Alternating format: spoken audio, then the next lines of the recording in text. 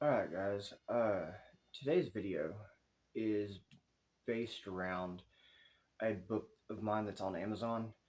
It's called Saint Samuel, and the inspiration behind this book is actually my life.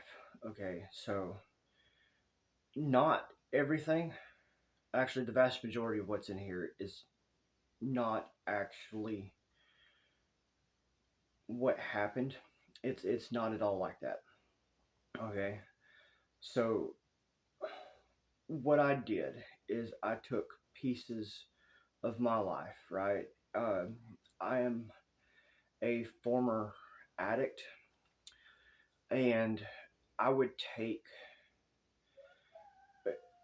well, what I did is I took pieces of what I've done in my life, and then I turned around and I mixed it with other people that I've known, people that I've known that have died in life. I'm not at all glorifying what's happened. That is not what this book does. Uh, I know that there's a lot of content and stuff out there that, it's like run the streets, do this, do that, the gang violence, the stuff like that. Uh, I do not believe in any of that. Instead, I think this might actually be one of the very first books that, puts everything under a microscope. And the reason for me writing it was one, to sort through the stuff that I've lived through, but two, it's a way for me, hopefully, to get this younger generation to walk away from it. In all honesty, how do I word this? Once you go down that hole, it's hard to come back from. Like extremely hard to come back from. You end up frying yourself, or worst case scenario, somebody kills you. And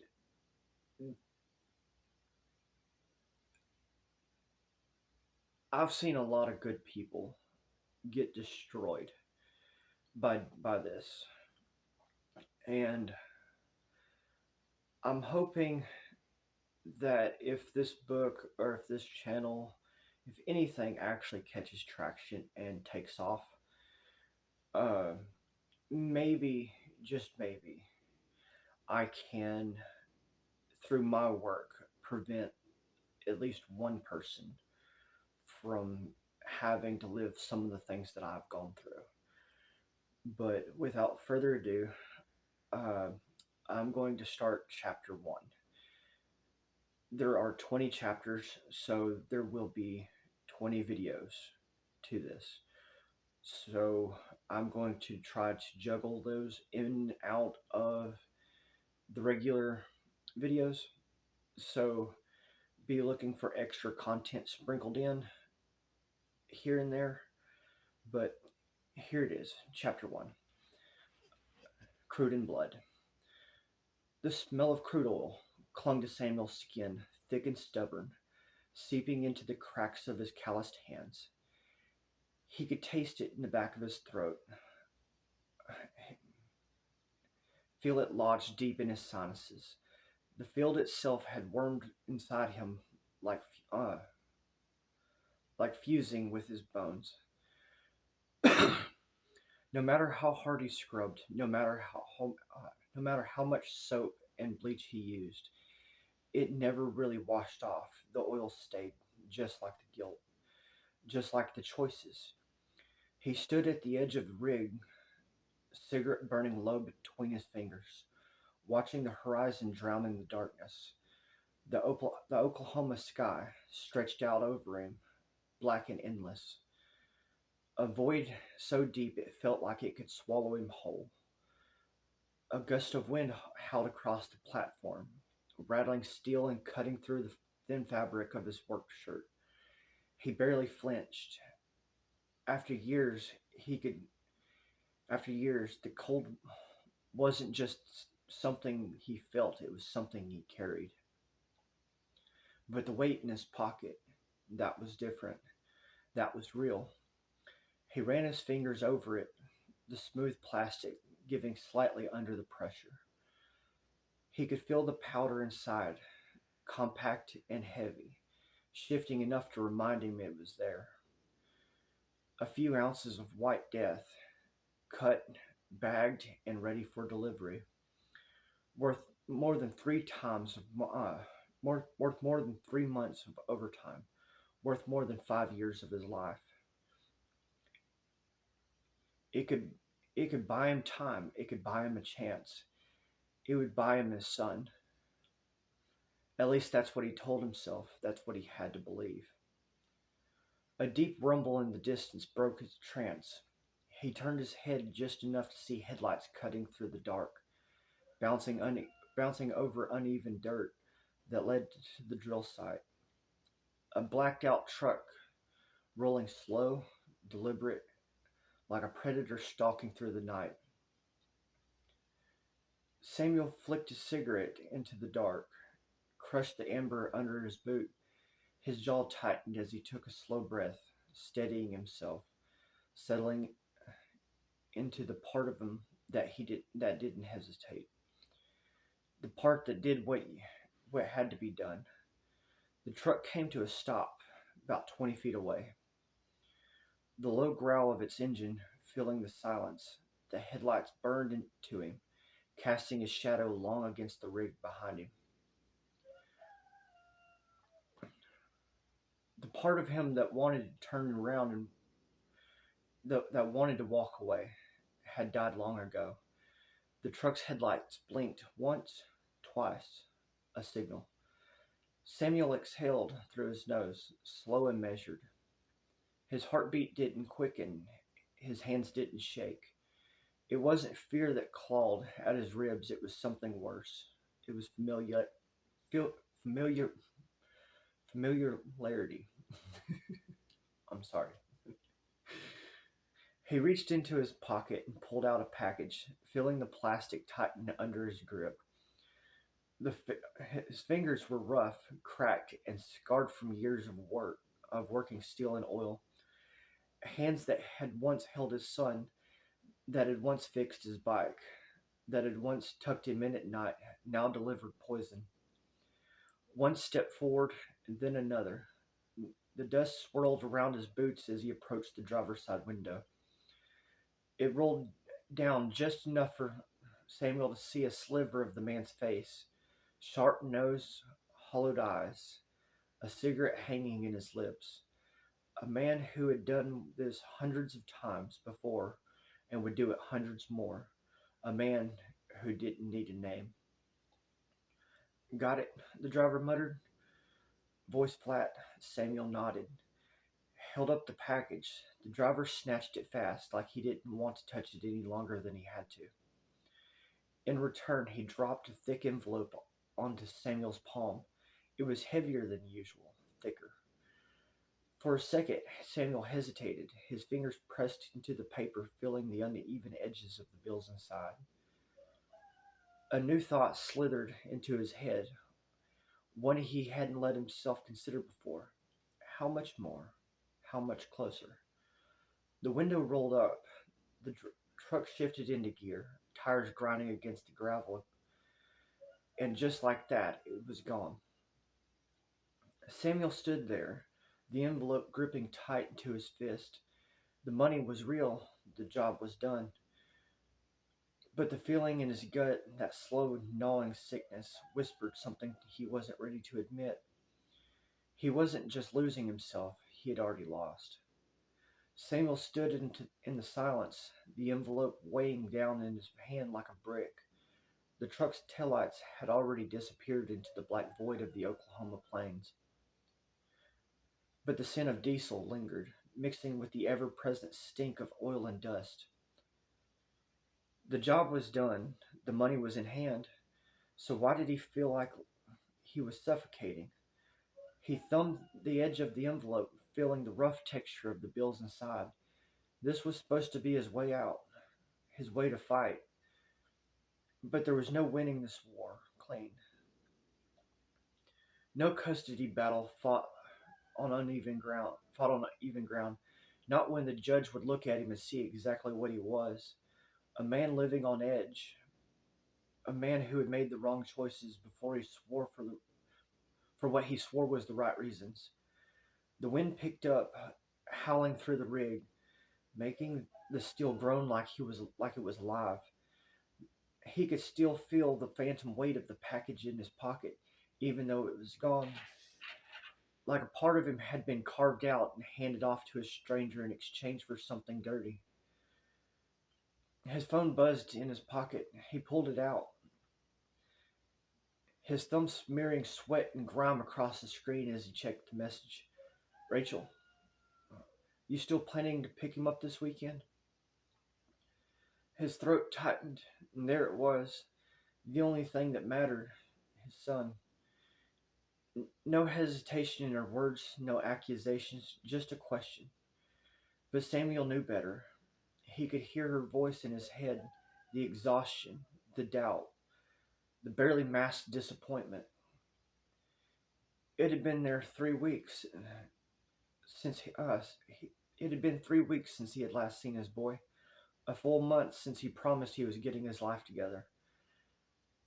He had every excuse ready: long hours, extra shifts, busted truck, but they were just that, excuses.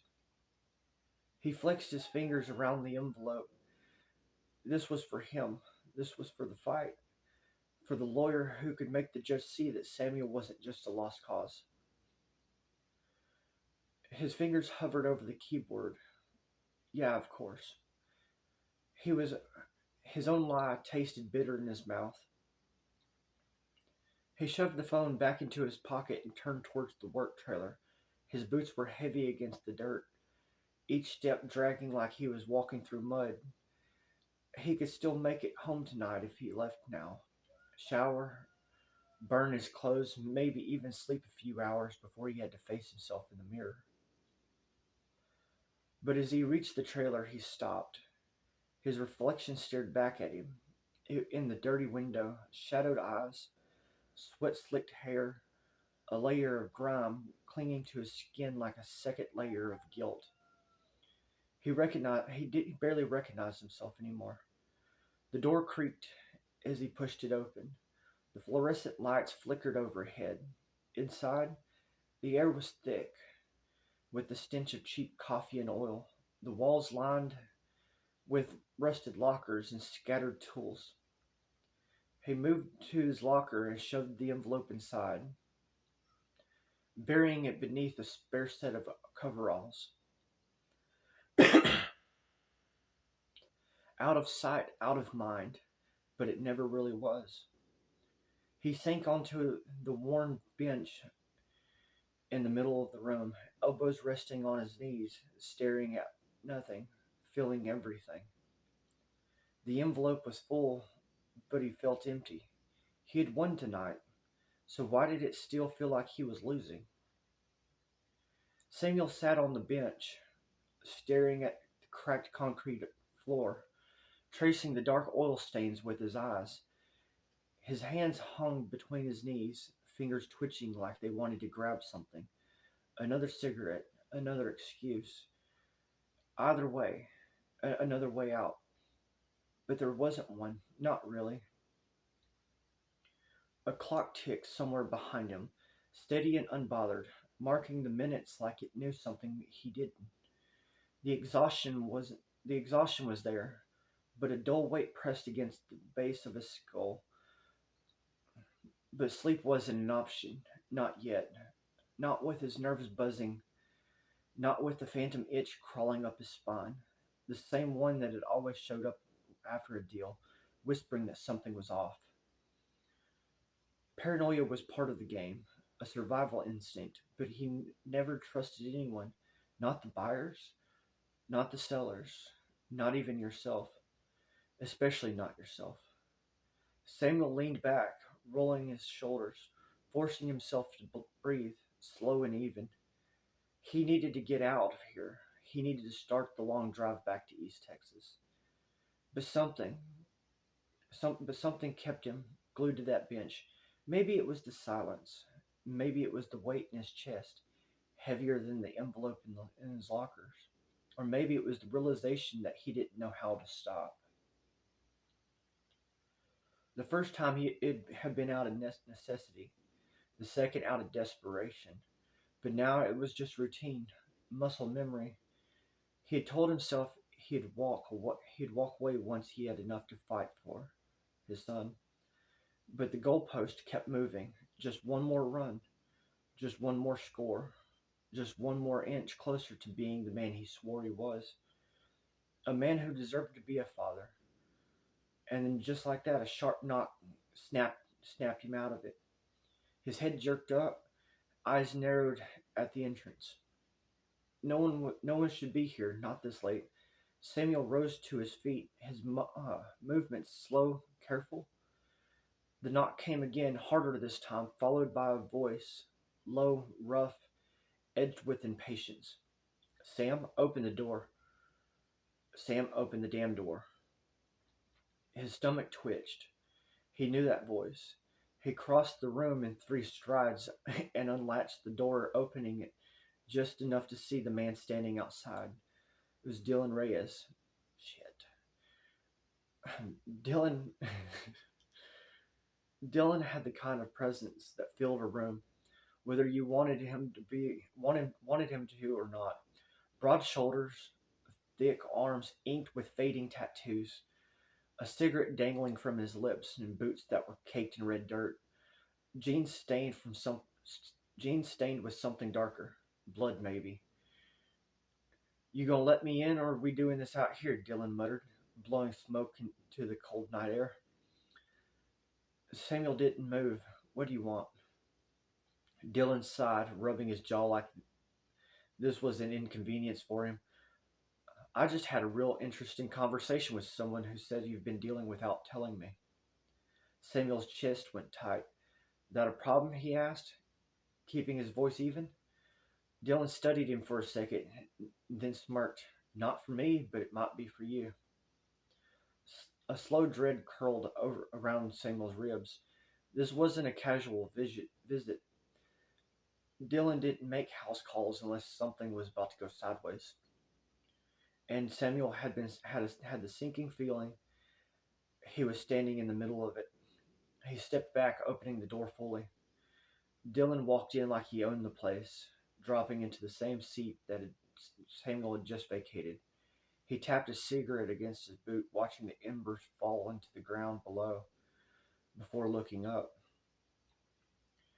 You're making money, Dylan said. That's good. Shows you're not stupid. He took a drag and exhaled through his nose. But you know what? It's stupid. Samuel clenched his jaw. You're going to tell me, right? Dylan grinned, but there was nothing friendly about it. Stupid is doing business in my territory without kicking up a cut. And there it was. Samuel exhaled slowly, forcing himself to stay still, to keep his breathing even. He knew how this worked, knew the rules. The problem was he had spent so much time convincing himself that he was different, that he had ignored the fact that he was just another piece on the board. And Dylan was the one moving the pieces. How much? Samuel asked. Dylan chuckled, shaking his head. See, that's the thing. It ain't about how much, it's about the respect. It's about understanding that you're not running shit out here. I am. He leaned forward, elbows resting on his knees. So the real question is, how bad do you want to keep playing? The room felt smaller, tighter. Samuel wasn't an idiot. He knew what this was. It was a test. A line drawn in the dirt, waiting to see which side he had stepped to. He could walk away. He say he was done, that this was the last run, that he'd take the money and disappear. But they both knew that wasn't going to happen. Because Dylan wasn't just offering a cut, he was offering a choice. And either way, Samuel was about to lose something. Samuel leaned against the locker, arms crossed over his chest, staring at Dylan like he could size up the weight of his own choices just by looking at him. But Dylan wasn't the kind of man you measured. He was the kind that did the measuring, the kind that already knew which way the scale tipped. How bad do you want to keep playing? Samuel repeated, voice low. He exhaled sharply through his nose, shaking his head. That ain't the question, Dylan. The question is, do I got a choice? And Dylan grinned. His eyes were sharp, all teeth, no warmth. He flicked the ashes from his cigarette onto the floor. There's always a choice, Sammy. His voice was almost mocking. It just depends on how much pain you're willing to live with afterwards. Samuel's jaw clenched. That was the problem, wasn't it? The pain was inevitable. The only thing he controlled was how much he could stomach. He thought of the envelope in his locker, the thick, dirty money. The thought of the judge looking down on him, already convinced that he wasn't fit to be a father. The thought of his son waiting on a promise Samuel wasn't sure if he would ever be able to keep. He had convinced himself he was doing this for his boy, that every drop, every deal, every sin was another step towards getting his son back. But standing here, staring at Dylan, the devil at the door, he had to ask himself a question he had spent months avoiding. Was he really doing this for his son, or was he just using him as an excuse? Because if this really was about being a father, then why did it feel like every step he took forward led him further away? Dylan leaned back, resting his ankle over his knee like he had all the time in the world. You're good at what you do, Sam. You keep your mouth shut. You don't make mistakes. That's rare. Makes you valuable.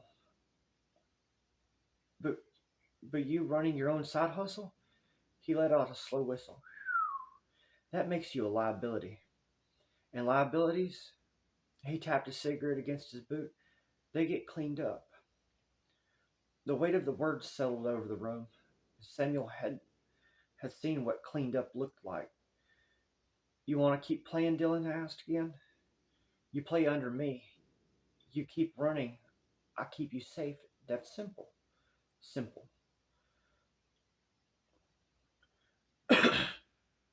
Samuel wanted to laugh, but there was nothing simple about this. He could say no, tell Dylan to fuck off, that he was out, but Dylan wouldn't believe him. And even if he did, walking away wouldn't make Samuel a better man. It wouldn't erase the choices that had brought him here. It wouldn't make him the father he wanted to be again. It would just make him another dead man. No one would mourn. Or he could say yes, keep moving the weight, keep cashing the blood-stained money, keep telling himself that it was for something bigger than his own survival. But that was a lie. Because if he kept playing, it wasn't about his son anymore. It was about him. Dylan watched waiting patiently. He already knew the answer. He could see it in Samuel's face. Because the truth was, Samuel had never been the man who walked away. He swallowed hard and nodded. Dylan smiled like he had just won the bet. Good choice, he said, standing. He crushed the last of his cigarette beneath his boot and clapped Samuel on the shoulder. I'll be in touch. And just like that, he was gone. The door swung shut behind him, and Samuel was left there standing, the, the taste of his own decision bitter on his tongue. He ran his hand down his face, fingers pressing into his eyes, like he could wipe away the exhaustion, the guilt, the truth, but it clung to him like the oil, just like the stink of bad choices. He wasn't doing this for his son anymore. He was doing this because it was who he was. And that was the worst part of it. The door clicked shut behind him. Dylan, the door clicked shut behind Dylan, but Samuel still felt the weight of his presence in the room, like cigarette smoke, like oil, like something seeping into everything, clinging to skin, to fabric, to bone. He let out a slow breath and rubbed his face, but his hands were still dirty, and all he did was smear the filth around. Good choice. That's what Dylan had said. But good for who? Samuel reached into his locker, pulled out a thick envelope, and flipped it over in his hand. And there was something obscene about it, the way it felt, like a brick, like a weapon. The money wasn't clean, but that wasn't what made his stomach churn. It was the fact that it felt normal now. That it that should have scared him. The first time he did this, he told himself it was survival, that it was easy to justify. The world the world had made it clear. Money meant power, power meant control, and control meant a fighting chance in court. He wasn't stupid. He knew how the judge saw him. A roughneck oilfield worker, a man who smelled of sweat and long hours, who just came home with oil caked under his nails and not enough in his bank account. A man on the losing side of the American dream. Rachel, though, she was clean, stable. She had a home, a salary, a life that didn't look like it had been stitched together with bad decisions. She had everything a judge wanted to see, everything Samuel didn't. So he had a deal. One deal. One deal became two. Two became 10. And now here he was, a man who was convinced that the only way to be a father was to become the kind of man no father should be. He clenched his jaw and shoved the envelope back into his locker, slamming the door shut behind it so hard it rattled. What the hell are you doing, Sam? He squeezed his eyes shut, pressing his fingers into his temple. The answer was obvious. He was surviving. No, that wasn't it. He was choosing this. Because the truth, the raw, bleeding truth, was that some part of him lacked it.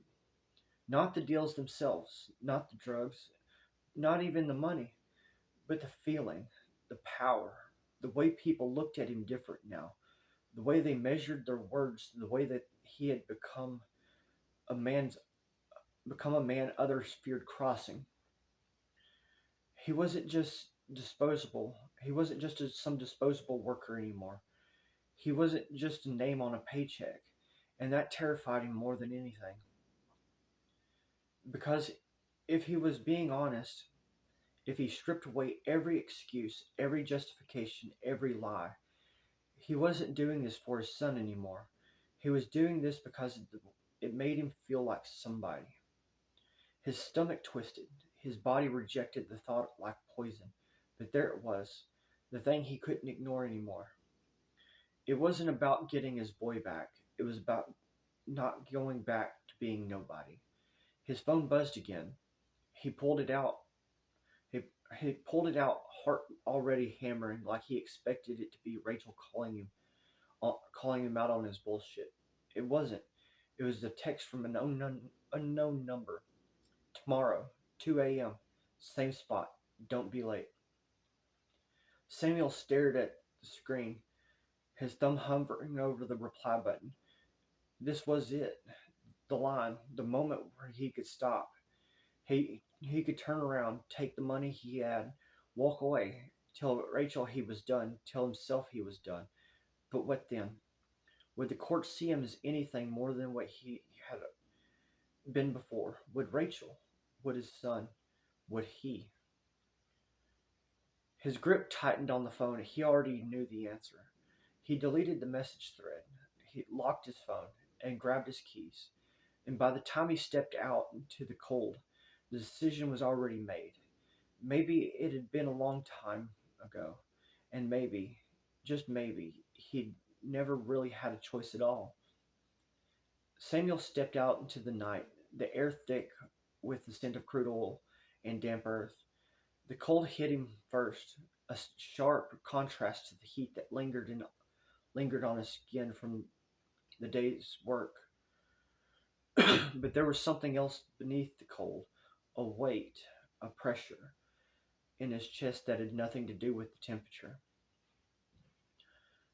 He lit his cigarette. He lit a cigarette with the flick of his lighter, inhaling deep, letting the smoke settle into his lungs like a second breath. He didn't even like smoking anymore.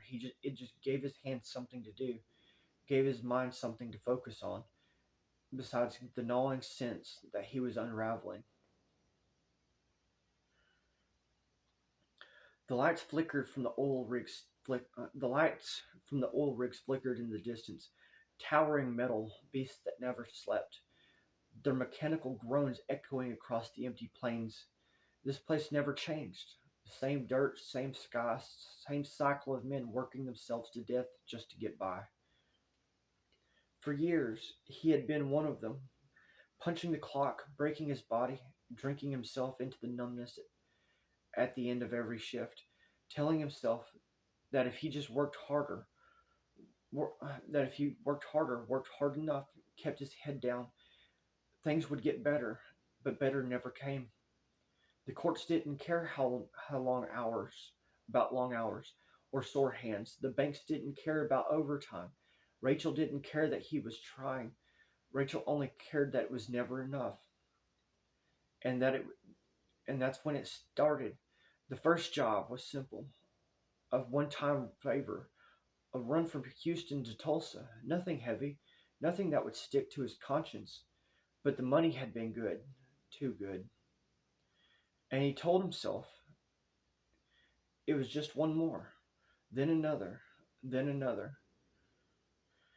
Now here he was, standing in the middle of a cold Oklahoma night, knowing damn well he'd crossed a line that he didn't have a way back.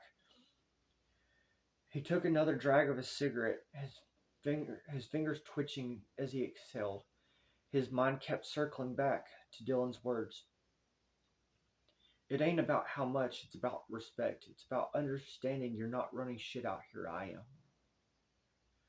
The worst part of it was that Dylan had been right. Samuel wasn't in control. He had convinced himself that he was playing the game on his own terms, that he was these decisions, that he had a plan. But the truth, he had been on a leash this whole time. Maybe not Dylan's, maybe not anyone's in particular's, but there's always been something pulling him forward. His failures, his fears, his anger, his need to prove that he was more than what the world saw. Maybe that was the real addiction, not the money, not the danger. The idea that he could rewrite who he was. But that was a lie, because no matter how much he earned, no matter how many runs he made, no matter how deep he went, he was still losing. Rachel still didn't trust him. The courts didn't see him as fit. His son was still slipping further and further away, and every time he told himself that this was all for him, that he was doing what he had to do. The words felt thinner, less like truth, more like an excuse. The phone buzzed again, the screen lighting up in the dark. Dylan, be ready. We'll talk more soon. Samuel stared at the message, thumb hovering over the screen, and then, before he could overthink it, he locked the phone and shoved it in his pocket and climbed into his truck. He wasn't ready to go home. Not yet. Instead, he drove. Not towards Texas. Not towards the life he was supposed to be fighting for, but away. The hum of the tires on the asphalt was steady, hypnotic, pulling him deeper into his own thoughts. Every mile felt like a confession. Every road a sign reminder. Every road sign a reminder of how far he had strayed. Something between the endless stretch of highway and the glow of the refineries in his rearview mirror, the question surfaced again. Had he stopped being the man trying to get his son back and become the man that deserved to lose him? Samuel gritted his teeth, gripping the steering wheel so hard his knuckles went white. It didn't matter. Not now. Because at the end of the day, the only thing that mattered was he had made his choice. And the worst part, he didn't regret it. Not yet. But he knew he would. And when that time came, when the weight of it all finally caught up to him, it wouldn't be a judge that decided if he deserved to be a father. It would be his son. And that was a verdict he wasn't sure if he could survive. The glow of the cigarette in Samuel's fingers flickered like a dying star against the black stretch of highway. The road ahead was empty, silent, but for the hum of the tires beneath him, and the distant, unshakable whispers of doubt gnawing at his brain. He could feel the weight of his decisions in the pit of his stomach, heavy, heavy as the duffel bags he had hauled across the state lines, filled with more than just powder and pills. They carried every excuse, every lie he had ever told himself. And yet he couldn't stop. Not because he was trapped. No, that would have been easier to accept. But because there's somewhere along the way he had stopped wanting to stop. He glanced at his phone on the passenger seat, the screen dark but still radiating presence. Dylan's message lingered in the back of his mind like an unshakable echo. Be ready. We'll talk more soon. This wasn't just another run. This was something else, something bigger. Dylan hadn't come to warn him, he had come to claim him. And Samuel had let him. This wasn't just running weight anymore. He was stepping into a world where violence wasn't just a possibility, but it was a requirement. Where loyalty didn't come from the but but from blood spilled. He swallowed hard, gripping the wheel as the road stretched out before him, like a wound tore open in the earth. Maybe he should turn around. Maybe he should just go home, sleep it off, pretend that tomorrow he'd make a different choice. But home wasn't a sanctuary anymore. It was empty. It was an empty apartment that with secondhand furniture, a sagging couch that smelt like old cigarettes, a bed that had been cold for years. His son wasn't there. His future wasn't there. Nothing was. His foot pressed down on the gas. The white lines of asphalt blurred past him, one after another, like tally marks on a prison wall. How many more until he couldn't leave? How many more until there was nothing left of the man he had once been? His thoughts twisted, dragging him back to the courtroom. The last time he had seen his son, the boy that had been sitting stiffly in his mother's lap, sneakers swinging inches from the floor, hands clutched together in his lap like he was afraid to move. The judge had barely looked at Samuel. Stability is paramount for the well-being of a child. That's what the man in the robes had said. Stability. Samuel hadn't wanted to laugh at the absurdity of it. What did these people know about stability? About the weight of nothing and trying to, the weight of being nothing and trying to claw your way into something. He had stood there, swallowing every ounce of rage, every protest, every ounce of himself that wanted to scream, I am his father. But the words had never left his lips, because deep down, beneath it all, the anger, beneath the justifications, there had always been something colder, waiting for him. A question he wasn't ready to face. Had the judge been right? Had Samuel already lost the right to call himself a father? Had his breath hitched, his grip tightened on the steering wheel? He couldn't think like that. He couldn't let the doubt settle. Because if he let himself believe it, If he let himself accept that he was the villain in this story, then what was all of this for? The money, the risk, the blood, had it all been for nothing? A gust of wind slammed against the truck, rattling the frame like a whisper of warning. He exhaled sharply, flicking flicking the half-smoked cigarette out the window. It spiraled to the ground, glowing embers as the a glowing ember swallowed by the night.